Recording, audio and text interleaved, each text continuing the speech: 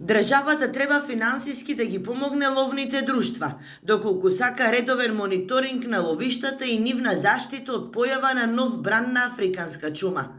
Иако барањето со по 30.000 денари да се помогнат 256 ловишта во државата, до Агенцијата за храна и ветеринарство и владата е испратено од предречиси 2 месеци.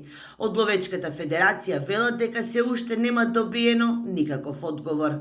Затоа државата треба да го свати нашиот финансиски дефицит, барат од нас и една од мерките кои што се применуваат секаде во светот е редовен мониторинг на ловиштата, но за мониторинг се потребни ангажирање на теренски возила, активисти, средствата за дезинфекција, така да тоа е се пропратено со дополнителни трошкови и во тој дел бараме финансиска помош од државата за да ги покриеме тие трошкови. Значи ние не бараме ништо екстра освен покривање на оние рационални реални трошкови кои што ги имаме во секојдневниот мониторинг на ловиштата. Алексовски посочува дека дивата свиња е една од главните ловостопански животни на кои се потпира македонското ловство.